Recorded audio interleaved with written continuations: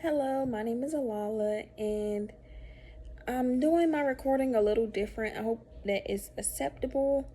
If not, that is fine. I totally understand. For some reason, my Zoom is not sending the link of my screen recording to my email. I've never worked it before, so I'm not sure how it works. So I'm gonna try to do it this way. So first, I just want to say the title of my presentation is The Search for God.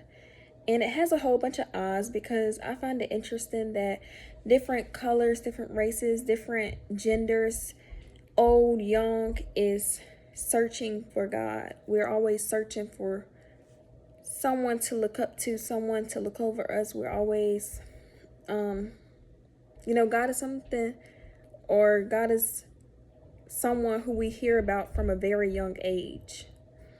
And I find that very interesting because whether we're young or old, this is something that we hear about. This is someone who we hear about. Whether we're this race or that race, is something that someone that we hear about. Why this chapter interests me is because of my own personal beliefs in God. I just want to know the philosophers' opinions and how they go and study this. How do they study God? How do they study the existence of God? How do they study like the beginning of God? And that's why I love this chapter so much, because it talks about God is the beginning and how he's the creator and nothing can create a creator.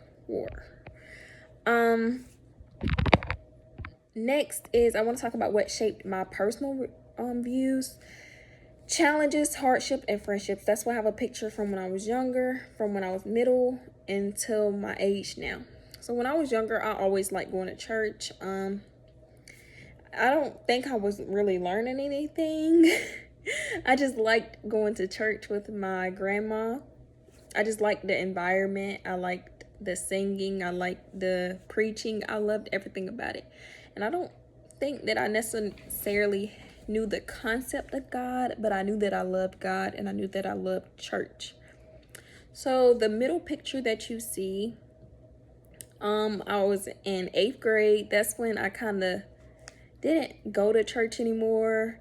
I was going through the challenges, hardships, and friendships. That's the age where all of that becomes hard. So that's when I slipped away. And then the next picture that you see is when I found God again. So that is me actually last year when I started. Well, I found God, I'm gonna say really in my 9th grade year again. So I slipped away my 8th grade year for sure, my 7th grade year. And then my 9th grade year, I found God again. And that 2 years was not fun without him.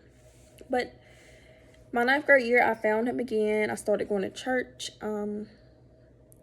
right after my senior year of high school.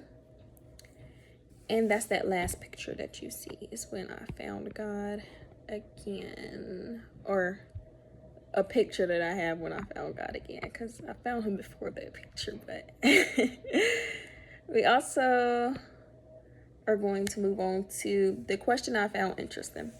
This question is, if you are religious and choose not to open the envelope, does that mean that I am afraid that my faith will not survive in the face of contrary evidence?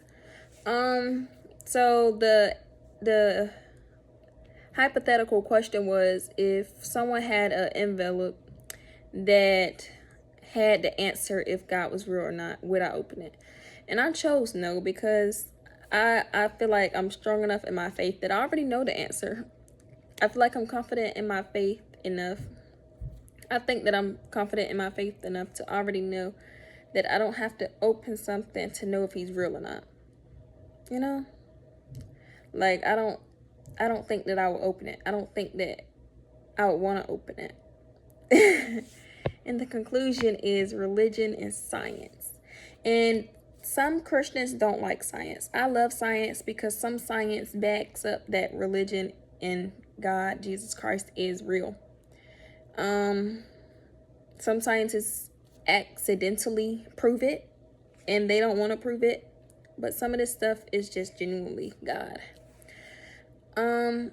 Cosmological argument. That's the next thing.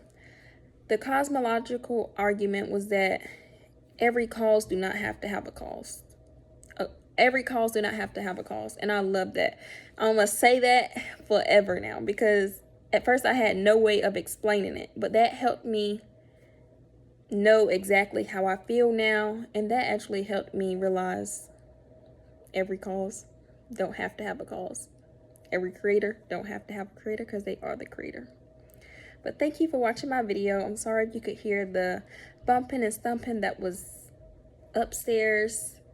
But yeah, thank you for watching my video. Bye.